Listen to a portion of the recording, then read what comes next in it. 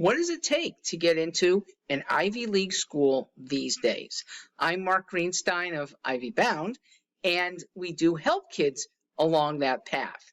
But so that people are realistic, it is a very thin segment of students who can get an acceptance. Look at the numbers with me. All 8 Ivy League schools collectively will have about 15,000 seats for next year's class. Now, many of those seats are not available to ordinary students. I mean, really accomplished, but not recruitable athletes, not from foreign nations, not from remote areas of the United States that the school would like to beef up for diversity's sake. So when you take out that, it's maybe 60% of the seats. That's about 9,000 per year. Now, there are 10,000 high schools in the country. So unless you are number 1, or let's say number 2, because not all kids want to matriculate to an Ivy, but most valedictorians will put in an application, a good number of salutatorians, that's number 2 in your class.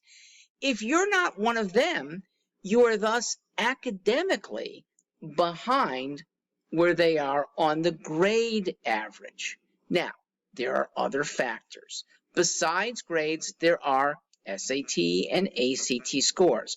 Well, they better be high too, okay? They better be on an SAT scale in the 1500s. ACT, you got to get at least a 34. Otherwise, there's got to be something so extraordinary. Now, there were exceptions for that last year. Colleges at all levels excused kids. They said test optional because a lot of kids really couldn't take the SAT multiple times. They had COVID cancellations or quarantines. And even if they did take it, they weren't testing at their best. Now, kids still have to take the test masked, so you might not be at your best, but you better be in the top echelon. We'll see in a few months how the students that didn't include a test score fare, same GPA, against students that did include a high test score. I think it's going to be that you need that high test score. I think it's going to bear out. Final thing, and this is becoming a bigger thing as GPA gets tighter and tighter, that almost every applicant applies with at least a 3.85 out of 4.0, that almost every applicant who submits SAT scores is in the 1,500 plus range. In ACT scores, it's 34, 35, or 36. So what replaces when so many applicants are in that upper tier on statistics and they can't take you all? Okay, they do deny at Ivy League schools kids with perfect 36s, kids with perfect 1600s. So what's coming up in its place has always been there, but I think high prominence too, extra achievement.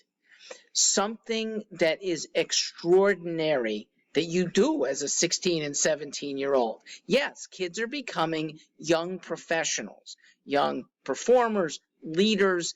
It is a standout kid that then Brown and Cornell or Princeton can say, look what we have in our crop of incoming students. It means that what worked decently 30 and 40 years ago, the very well-rounded, semi-accomplished in many areas kid, that kid almost never gets in now, compared to same credentialed and the pointy, extraordinary student competing. It's a tough road. Worth trying for. The worst they can say is no.